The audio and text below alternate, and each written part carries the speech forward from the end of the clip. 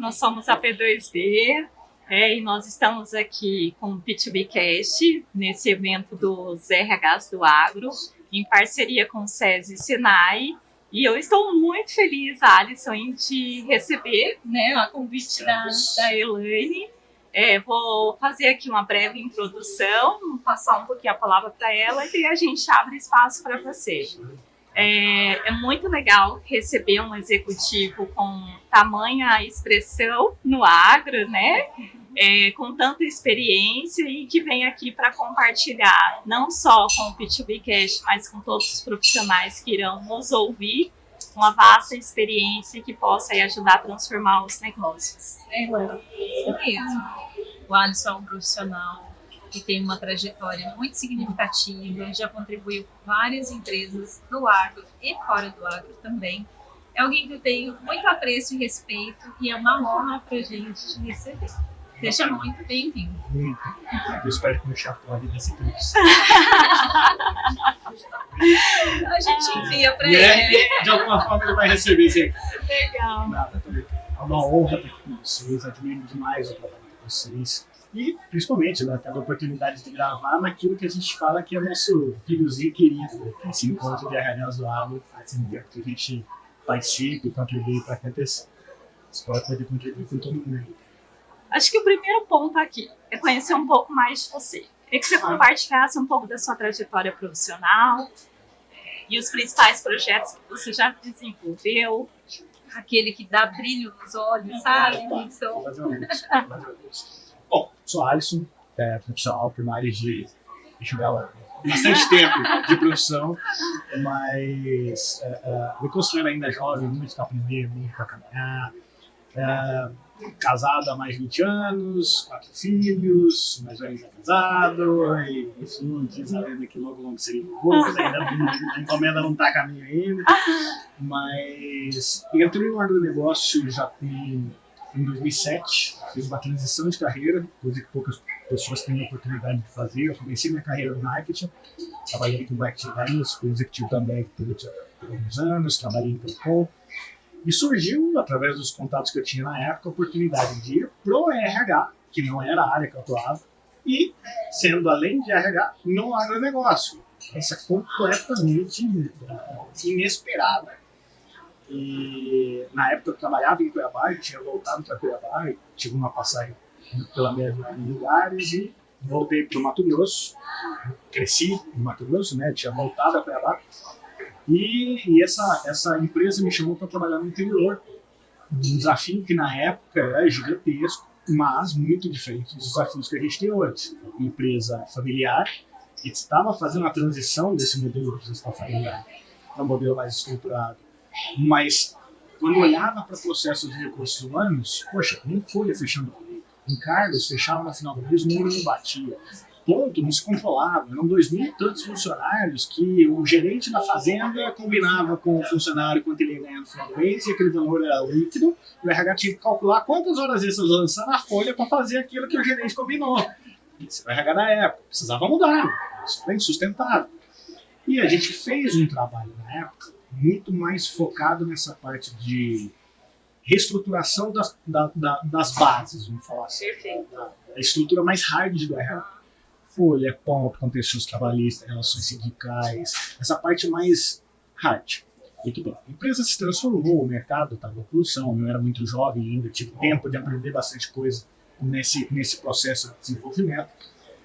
Tivemos alguns momentos de pressão muito grande, a empresa passou por um período com um grande volume de processo trabalhista, fiscalização do Ministério do Trabalho, isso, vamos dizer assim, de certa forma toma a atenção da gente, mas, obviamente, nos ajuda a se desenvolver.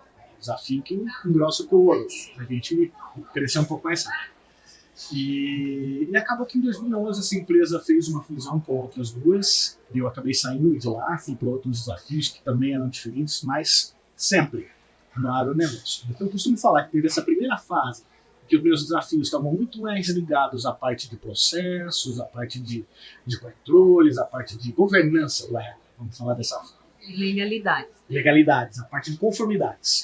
E só que aí o desafio com o tempo, você vai resolvendo uns, surgem outros, né? Você vai priorizando. Você resolveu um problema de de uma escala, você passa para o próximo. E os desafios foram se transformando ao longo do tempo. Eu passei por algumas empresas que tinham desafios muito parecidos e acabou que voltei para essa empresa original, que já tinha dado nome, enfim, com o desafio de olhar para a parte de desenvolvimento humano.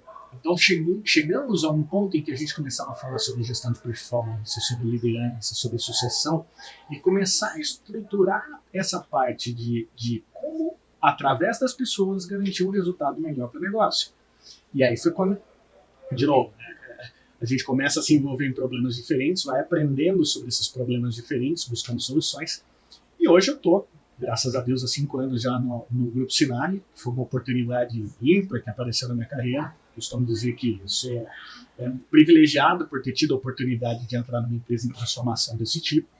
E hoje eu ocupo a função de diretor de recursos humanos com desafios completamente diferentes do que a gente já teve no passado. Só para contextualizar. O Sinagro passou por uma transformação muito importante há 5 anos atrás. Em 2018, assumiu uma nova gestão e a empresa decidiu que para ter sucesso ela precisava crescer. E aí o pessoal acha que foi bem arrojado na hora de decidir o tamanho do crescimento. A empresa, naquela época, ela decidiu que triplicaria de tamanho em 5 anos. Nossa, que desafio. E o desafio foi imenso, porque a gente tinha uma empresa que vinha de um processo de crise, vinha com uma dificuldade estrutural e forte. E a gente tinha que estabilizar o problema e preparar as bases para crescer. Muitos duvidavam que seria possível, mas, resumindo a história, deu muito certo. A gente construiu os pilares dessa onda de crescimento, mas não crescemos, não triplicamos em 5 anos. Fizemos em 3. Em 3 anos, a gente entregou as metas que tinham sido propostas para atingir em 5 anos. E isso nos habilitou, como grupo, como empresa, a participar de desafios ainda maiores, né? Tem uma filósofa no Brasil que fala que quando você bate a meta, o que você faz? Dobra a meta. Conhecido. E aí os malucos lá falam, legal, nós já triplicamos, vamos triplicar de novo? E aí agora é o desafio. O desafio é sair de novo de um ambiente já triplicado de tamanho. Sim. E continuar crescendo numa escala absurda. Então, ordens de grandeza. Vai. 2018 eram 12, 13 lojas. Nós já somos 70 lojas. Chegar a mais de 80 até o final do ano que vem. O faturamento era na parte de distribuição de insumos, era de meio milhão. Nem isso não é. Estamos falando de faturamento de 6 bi e falando em chegar em 10 em pouco tempo. Éramos 300 funcionários, somos 1.300 hoje. Então, o negócio cresceu de uma forma que é difícil você pensar que você consegue estruturar uma empresa crescendo tão rápido e mantendo as raízes sólidas daquele plano que havia sido traçado. E entrando naquilo que você falou de desafios. Nosso grande desafio hoje é sustentar o crescimento do Grupo Sinagro de uma maneira em que ele seja perene. Que ele não seja uma onda de crescimento que, puxa, a gente cresceu pra caramba, legal, mas faltou uma dúvida no chão. A planta vai morrer. Ou crescemos e esquecemos das pessoas. Poxa, desistimos do negócio. Então, o desafio é construir um crescimento sólido, enfrentando os desafios que a cada momento eles aparecem, enfrentando um mercado que a gente não controla, que a gente é influenciado pelo mercado, e está aí um exemplo, esse ano, para quem está na agronegócio, todo mundo sabe, não está sendo um ano fácil, principalmente no nosso setor, e num segmento, que é o de distribuição, que está em plena transformação, é uma consolidação de mercado. Ou antigamente você tinha um monte de distribuidores espalhados por aí, locais, grandes competidores locais. A gente está falando de plataformas. Então, ou as empresas elas vão ser engolidas, ou compradas, ou incorporadas, enfim, e vão participar de uma plataforma muito grande, ou ela vai ser pequena para atender nicho. A gente estava no meio. Ou a gente cresce e vai para a competição de escala, ou a gente se especializa em alguma coisa para atender nicho. Nicho para nós não sustenta o sonho. A gente tem que crescer. E a gente decidiu que não vai ser incorporado. Então, por enquanto, o crescimento é orgânico. Por enquanto, a gente abre loja, constrói prédio, contrata gente e assim por diante.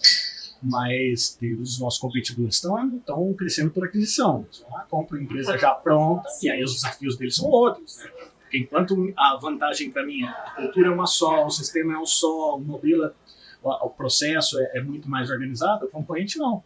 Puxa de retalhos. Cada empresa adquirida tem um processo, um sistema, um jeito de fazer, e aí no final eles têm que conectar isso tudo. Então, por enquanto, a gente escolheu esse tipo de problema. alguns competidores estão escolhendo outros. Tem que estar ciente do cenário que ele está, qual é o desafio no momento e como é que a gente constrói uma estratégia que sustenta o plano de crescimento de maneira perene. Legal. Vou pegar um pouco da sua fala, né? Quando você fala de cultura organizacional. Acho que a cultura nunca teve tão em voga no mercado. Acho que muitos especialistas trouxeram, né, o quanto tem impacto no resultado final, que olhar para a gente, o comportamento humano realmente impacta. E a gente gosta muito de um professor da Harvard, que é o Edgar Schein. Ele tem algumas literaturas ótimas de referência para a gente em relação à cultura organizacional. E ele fala, poxa, em que momento a cultura pode atrapalhar? Então, a gente fala no momento de fusão, que não é o caso de vocês, mas o crescimento acelerado, ele também pode impactar na cultura organizacional. Então, quais são as iniciativas que vocês idealizaram para poder sustentar essa cultura no momento de crescimento? Pensa assim, quando o Renato, que é nosso CEO, chegou em 2018, ele fez um diagnóstico da empresa que qual era o cenário que trabalhou. Então, as pessoas já estavam sofrendo há muito tempo por conta daquele desgaste de resultados, e a gente tinha uma missão muito grande. Eu cheguei logo em seguida, tive o privilégio de participar disso desde o início. A gente começou a discutir como é que a gente ia fazer para que as pessoas realmente acreditassem naquilo que a gente estava falando que era possível. Porque todo mundo que passou antes falava, não, nós vamos resolver o problema. E daqui a pouco pula fora porque não conseguiu. Olhava pra gente e falava, é só mais um bando de doido que chegou, falando que vai salvar o mundo e daqui a pouco eles vão embora. A gente construiu um plano que na época a gente chamou de Triple X, porque se amar e tal, tem toda uma parte marqueteira envolvida, mas tinham 5 pilares muito robustos. Um desses pilares era o que a gente chamava de projeto organização. O projeto organização ele era focado em cultura organizacional. Então, qual que era a ideia? A gente precisava construir uma cultura organizacional que sustentava todo esse plano audacioso.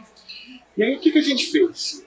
A gente começou a conversar com as pessoas. Nós trouxemos uma consultoria externa, que nesse ponto é melhor você ter uma pessoa neutra para não influenciar nada. Trouxemos uma consultoria que começou a conversar com líderes. Líder não é cargo, líder é influenciador. Né? Quem eram os influencers que a gente tinha dentro de casa? Isso já mostra a maturidade organizacional de vocês. Líder de cargo nem sempre é a pessoa que está dando a direção para os outros que vão seguir. Enfim, trouxemos, vamos dizer, na época isso dava quase 10% da quantidade de pessoas envolvidas no negócio. Conversamos com cada um, fizemos um trabalho prévio, elaboramos ali umas análises e chamamos essa galera para o workshop para tentar explorar esse assunto um pouco mais. O que a gente queria? Essas pessoas que eram os líderes, de novo, era cargo, era liderança de influência, elas iam ser o exemplo de conduta que a gente queria para o resto da organização. Então a gente chamou essas pessoas para decidir qual era o futuro que a gente ia querer. Então toda essa discussão, existia um sonho de triplicar? Existia. Só que esse é o sonho dos acionistas, dos diretores, não pode ser. Galera, o que a gente está fazendo aqui? Nós viemos matar a fome nas Andas? Não. Nós viemos acabar com o analfabetismo no Brasil? Não. Se acontecer, show de bola. Mas não é isso que nós viemos fazer. Nós viemos fazer o quê? Pressão da empresa. Legal. Decidimos o que a gente veio fazer. Onde a gente quer chegar? Isso vai futuro. Decidimos juntos ali e discutimos o negócio. Do que a gente não abre mão? Valores. E aí a gente já tinha, nesse primeiro dia do workshop, um cenário para começar a entrar numa camada mais profunda. Usar o Edgar Schein para falar da cebola, do iceberg. Né? A gente entra numa camada um pouquinho mais profunda. O que acontece aqui na empresa que não pode mais acontecer? O que não acontece aqui na empresa que tem que começar a acontecer? Cara, a riqueza dessa discussão gerou uma matriz, eu tenho ela guardada até hoje. Vocês não têm noção do que aparece. As pessoas já estavam à vontade o suficiente para falar as verdades que não se falam no dia a dia e contribuíram com uma riqueza impressionante. Então tinha coisas do tipo assédio, violência sexual, desvio, liderança péssima, falta de informação, enfim, tinham absurdos e a gente precisava de alguma forma tratar e evitar que isso acontecesse, se proliferasse. E aí a gente convidou essas pessoas a começar a montar frases que representariam a nossa cultura organizacional. Na época a gente não falava que era isso, né? Mas a gente vai criar algumas frases que norteiam o nosso comportamento. E se criou o que a gente chama até hoje de decálogo da cultura. Então hoje a gente tem uma lista com 10 frases, e de novo, né, o lado marqueteiro sempre está lá, né? 10 decálogos, vamos para vender ideia, tal, vamos construir 10. Legal. E aí essas 10 frases, elas falam para as pessoas o que é o comportamento desejado que a gente espera.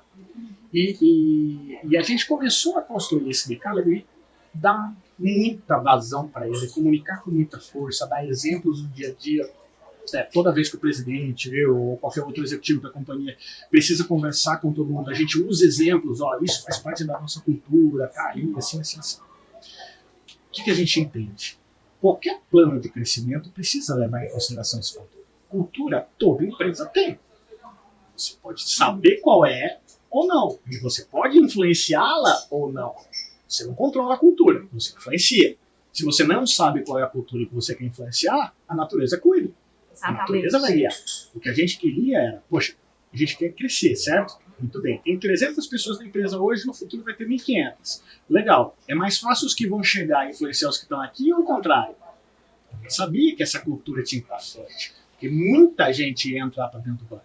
E se eu não declaro para quem está chegando o que eu espero, ela vai trazer, na melhor das boas vontades, as experiências que ela teve em outros lugares para influenciar as pessoas que estão aqui. Tudo bem. Isso é bom, a gente aceita essas contribuições, mas elas têm que respeitar aquilo que a gente escolheu, que é o padrão. E nós vamos seguir, porque este padrão nos leva para esse lugar.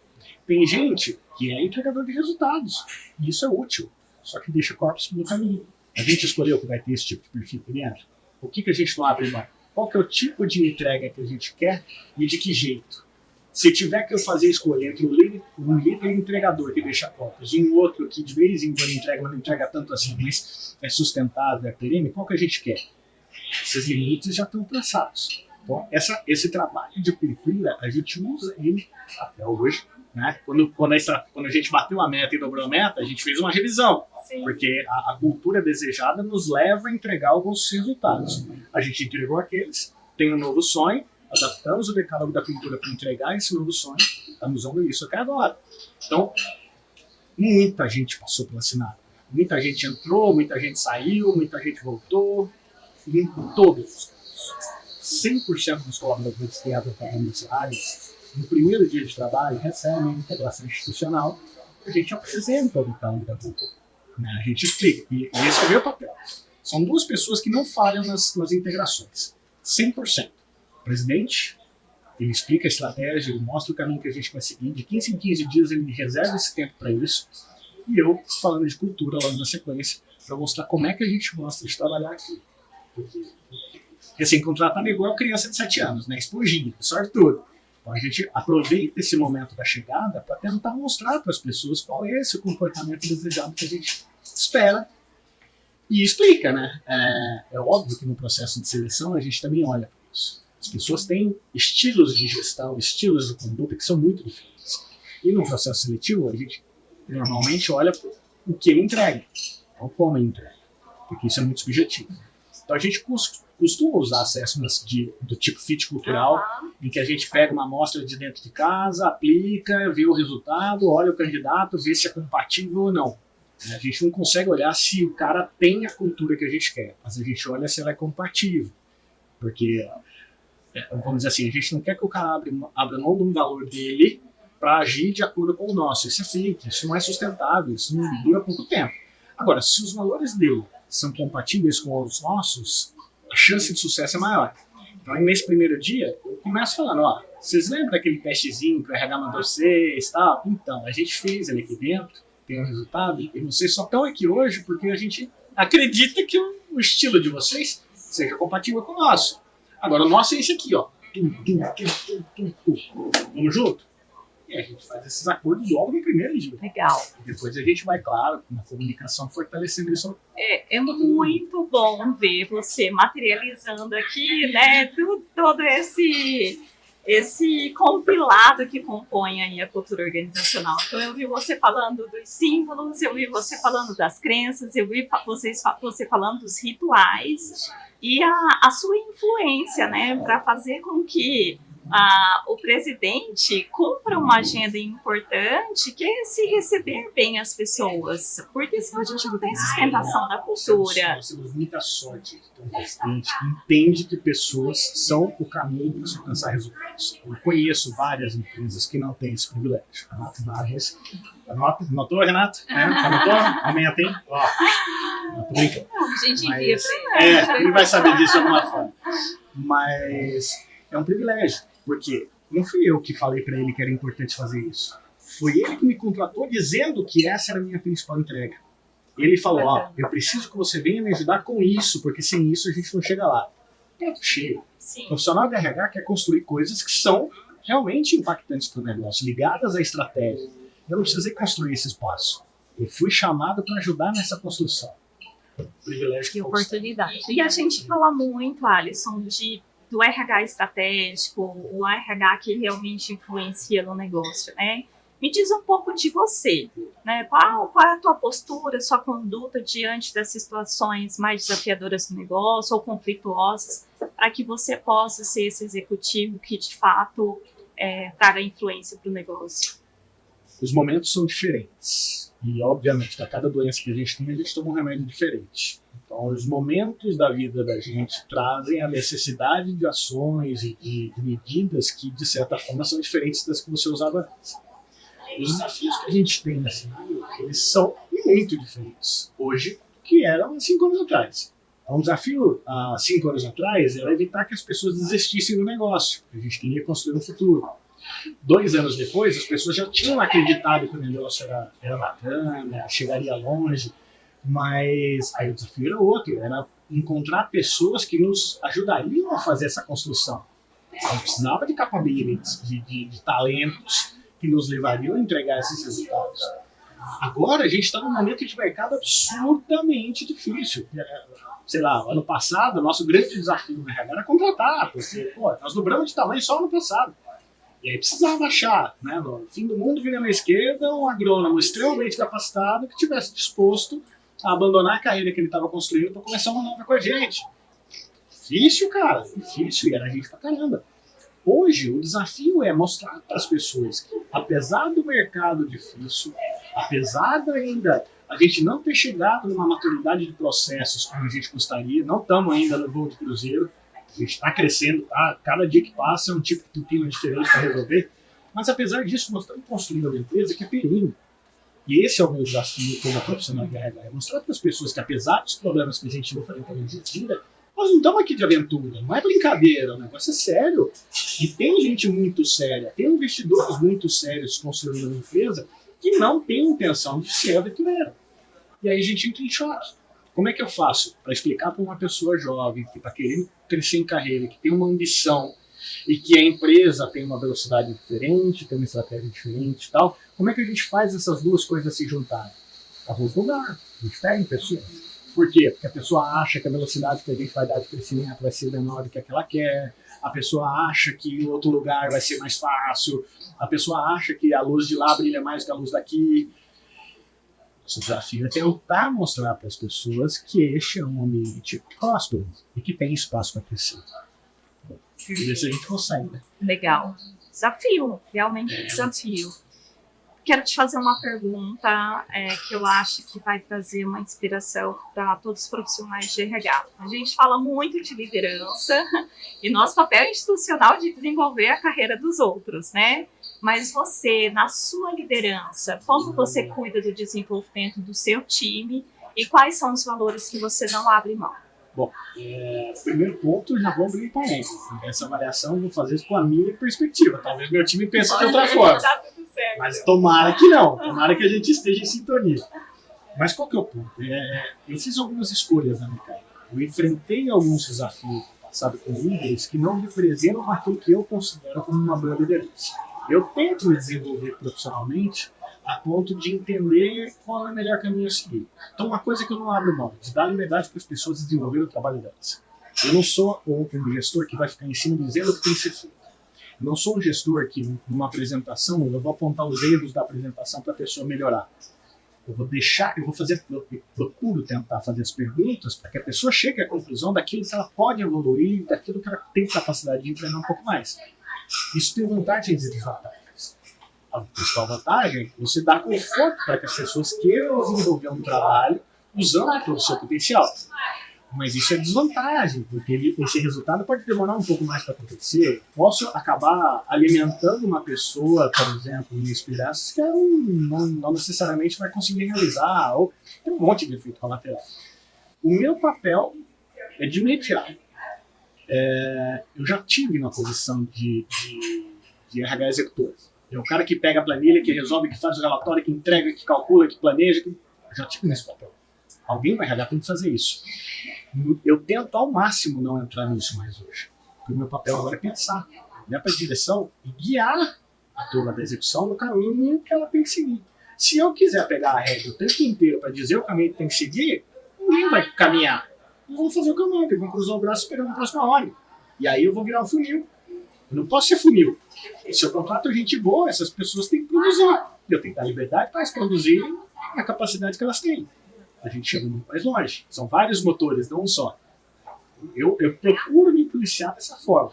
De novo, né? Por mim, se tá muito errado, me avisa, mãe. Eu acho que eu tô tentando seguir esse caminho. Você me fez lembrar do Eduardo Carmelo, naquele livro Gestão da Alta Performance dele. Ele fala que a liderança ela precisa atuar como um soprador de brasas, né? Então, ele dá condições para que o time desenvolva.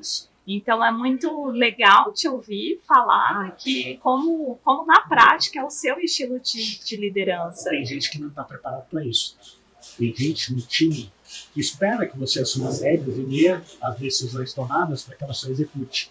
E isso gera desconfiança. Eu já perdi gente no time que não gosta desse estilo de gestão porque espera que eu resolva os problemas. Eu não vou resolver os problemas.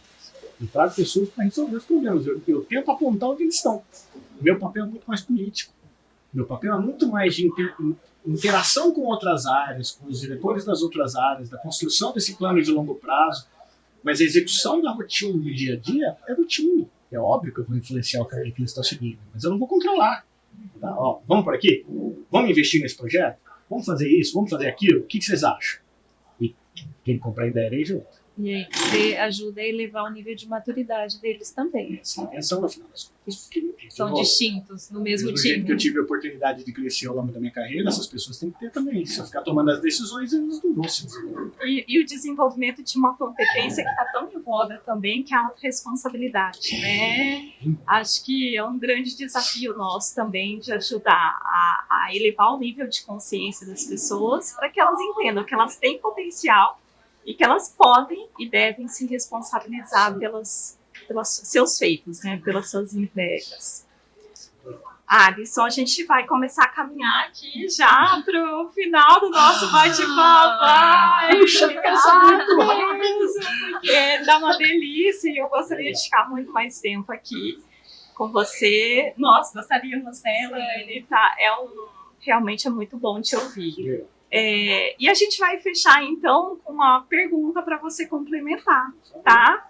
Então, para você, o agro é? Uau! Pensar, né? Mas para mim o agro é uma oportunidade. Eu costumo dizer, vou falar de um jeito diferente. Quando eu entrei no agro, eu entrei não porque eu escolhi. Eu entrei com a oportunidade bateu na porta e eu decidi aproveitar. Só que quando eu entrei lá em 2007, eu falei, cara, eu vou tentar me desenvolver a ponto de ser referência naquilo que eu faço dentro de um segmento que está atrasado. Olha só a linha de raciocínio. O agronegócio, ele existe há bastante tempo. Ele é a vocação natural do nosso país. Só que é um segmento que dependeu da gestão familiar durante muito tempo. E o investimento em gestão começou a acontecer nos últimos 15, 20 anos. E, digamos, né, muito nichado ainda em poucos lugares. Hoje a gente vê uma oportunidade de desenvolvimento tão acelerada que o nosso setor está se desenvolvendo muito mais rápido do que os outros. Por quê? Principalmente porque os outros já pagaram o preço do pioneirismo do desenvolvimento e a gente está indo buscar a receita pronta. E olha que legal. Quando comecei, eu não tinha uma consultoria, por exemplo, de recrutamento e seleção batendo na minha porta para procurar profissional para mim. Hoje, é 30 por dia batendo na minha porta querendo oferecer serviço. Porque hoje o povo conhece o agro. O agro é oportunidade, filhão. vai estudar alguma coisa desse segmento, porque tá faltando gente boa para trabalhar. Sim. Se você é bom em outro setor, sei lá, você trabalha em banco, trabalha em sei lá o quê, fabricando nave espacial, comece a entender um pouquinho do agro. Porque tem um mundo de oportunidades. Um mundo de oportunidades. Quem trabalhava no agro há 20 anos atrás e continua fazendo a mesma coisa, está sem espaço.